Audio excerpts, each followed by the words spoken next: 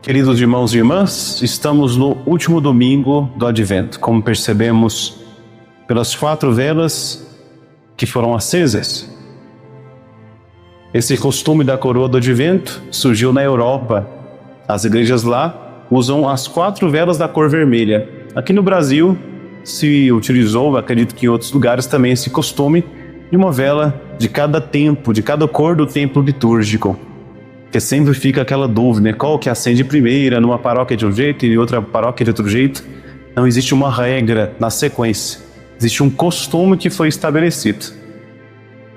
E esse tempo do Advento, irmãos, ele tem um propósito muito importante.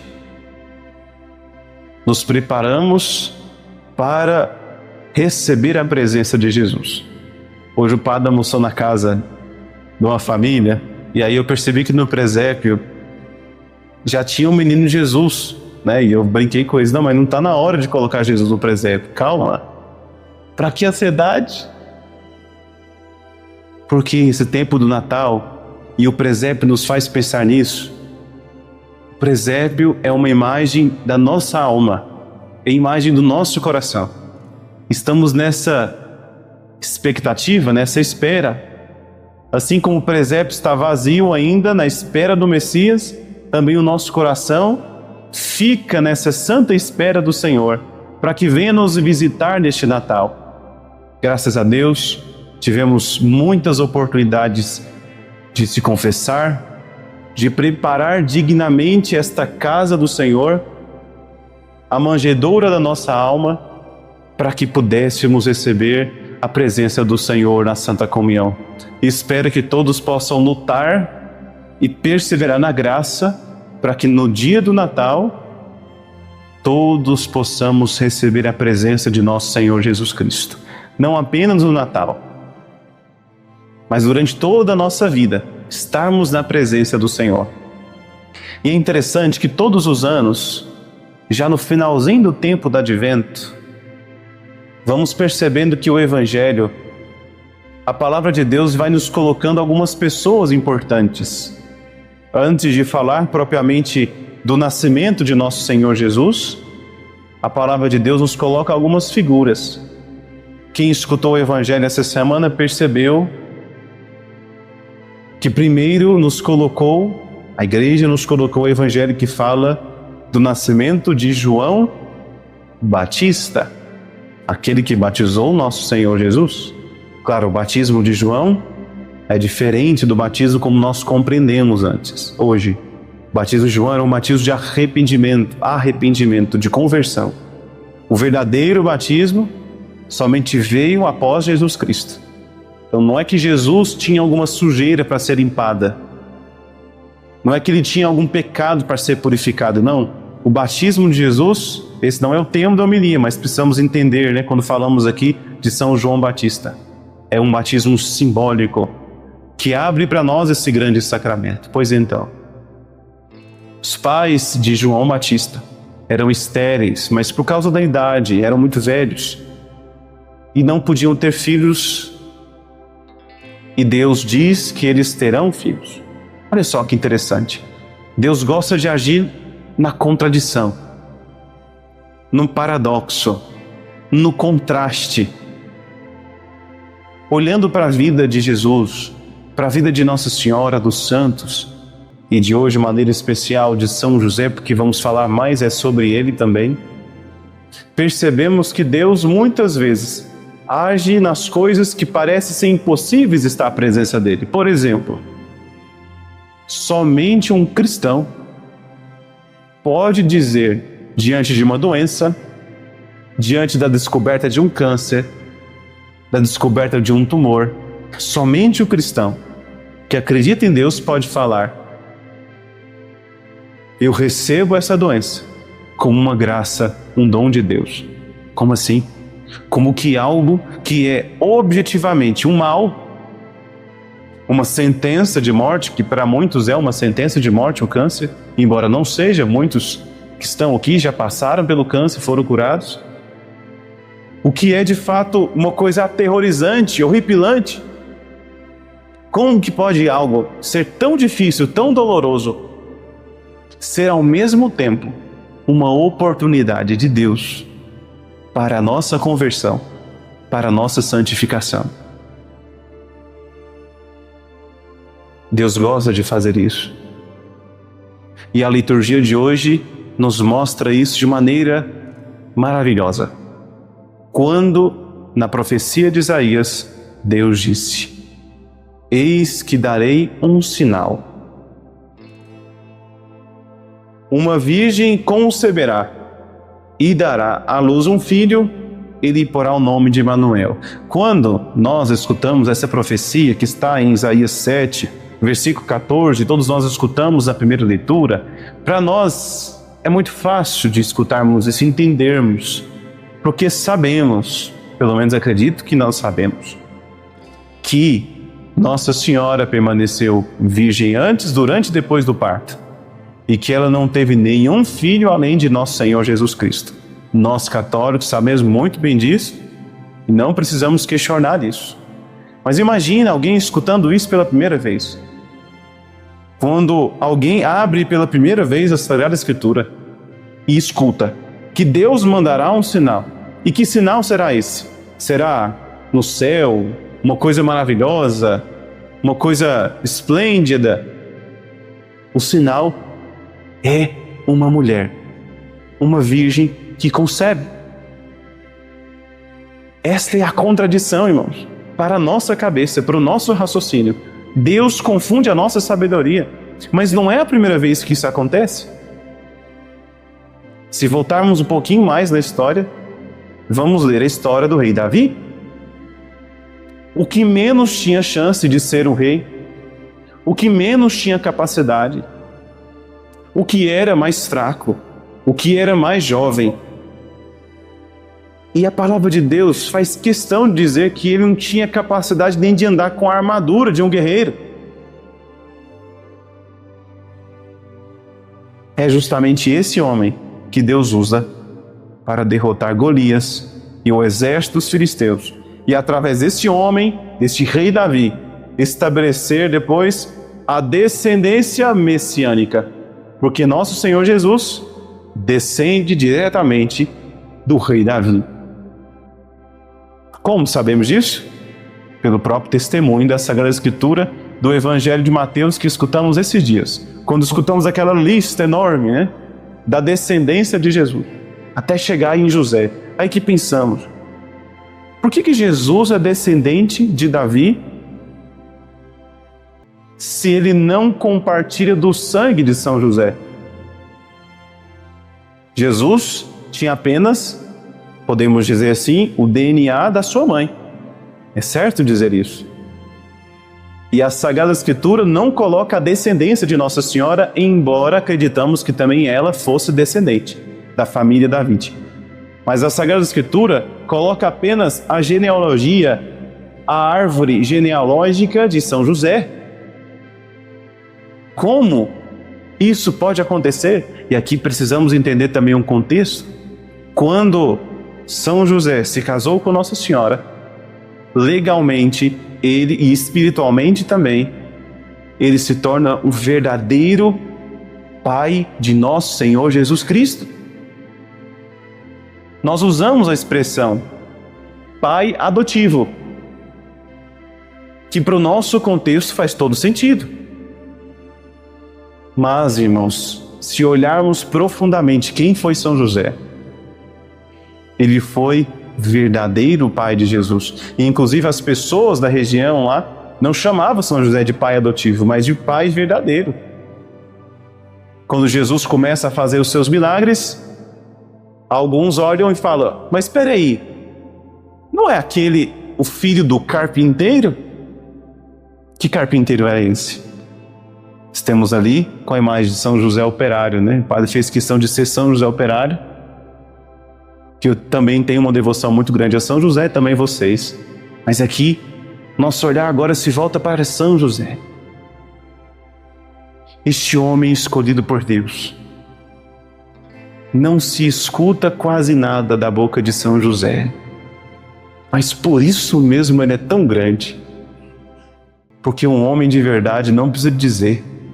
Ele precisa ser, precisa fazer. E São José, na sua presença discreta,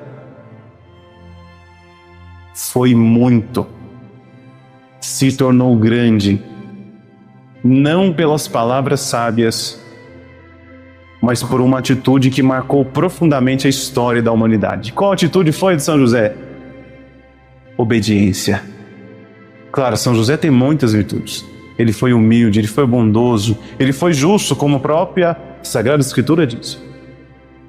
Mas a sua obediência mudou a história. O porquê isso aconteceu?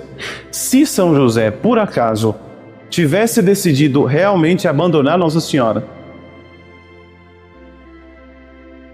se ele tivesse fugido, porque ele ficou sabendo, né? É visível quando uma mulher fica grávida.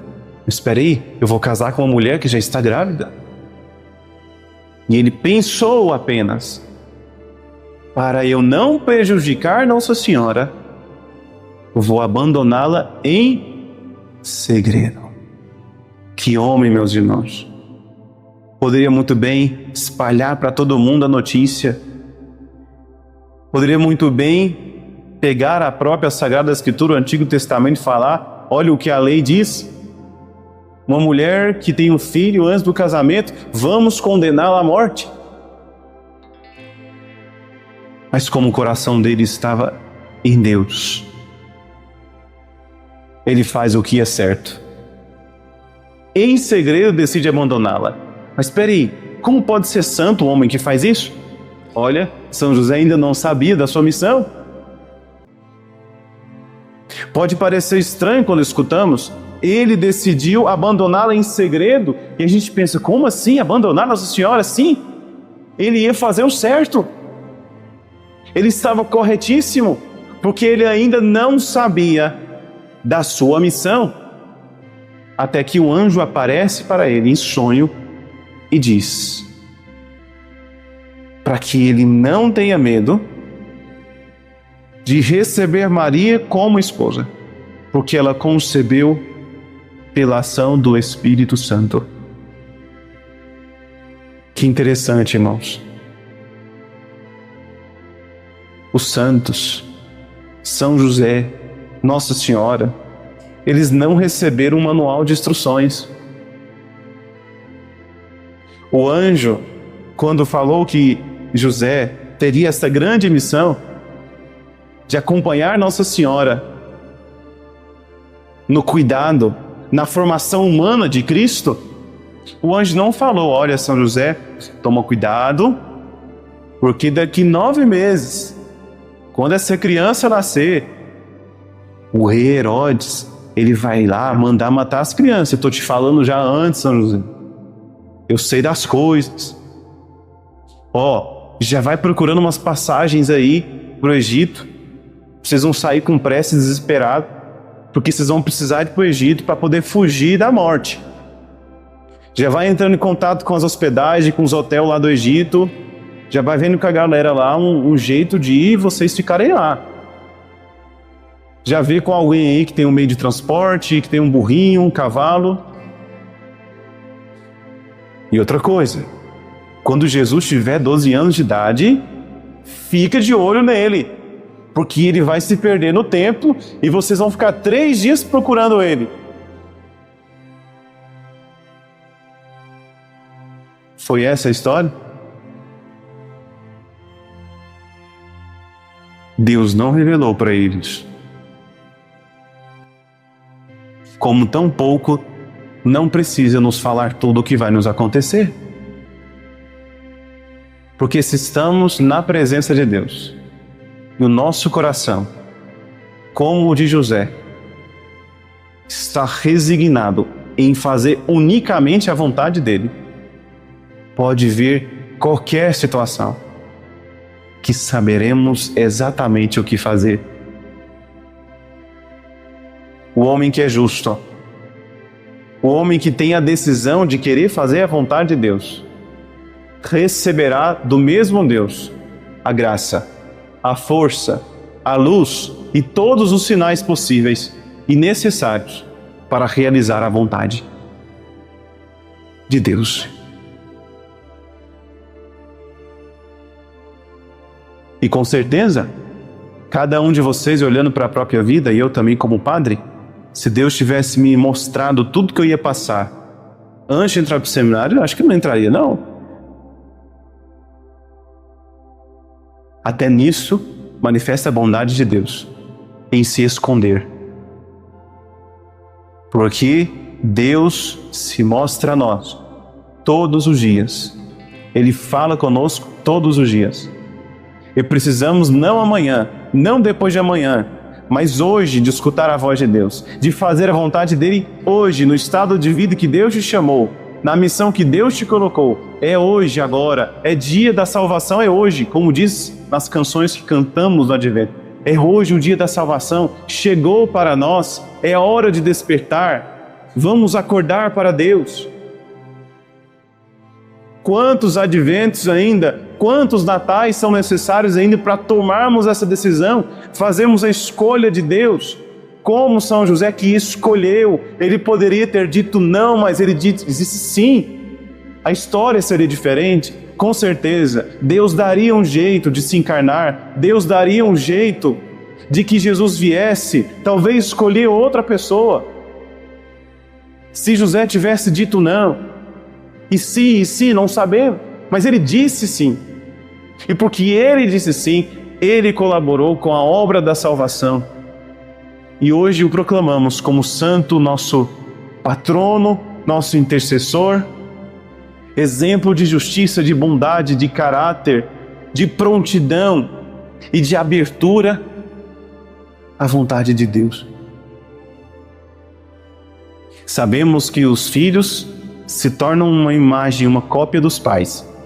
Alguns de vocês conheceram esses dias pela primeira vez meus pais e muitos ficaram impressionados. Nossa, mas parece demais. Mas seria estranho se não parecesse, né? Faz parte da natureza humana. Pensemos aqui que, embora Jesus não tivesse os traços físicos de São José, com certeza a personalidade dele tinha um pouco do seu pai.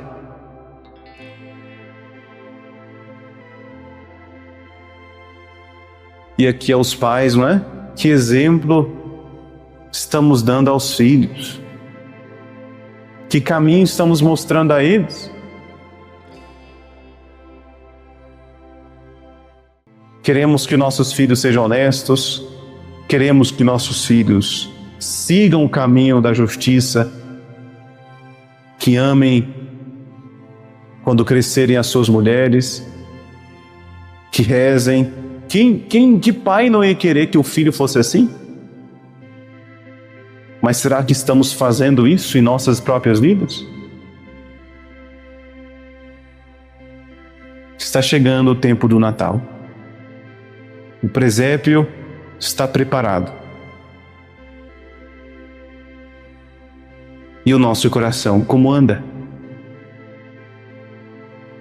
Peçamos a intercessão do glorioso São José e também do nosso santo anjo da guarda. Percebemos que os anjos estão presentes o tempo todo na vida dos santos, na vida de Jesus. Também não pode ser diferente da nossa. Possamos pedir a proteção dos santos anjos, a intercessão deles não apenas para viajar, para andar de carro, mas peçamos a ajuda do santo anjo para que descubramos a vontade de Deus.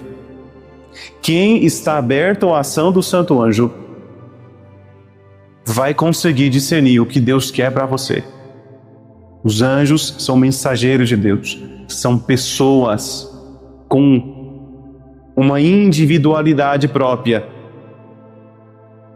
colocados por Deus em nossas vidas, mais do que para nos proteger, para mostrar para nós o caminho que nos leva à salvação.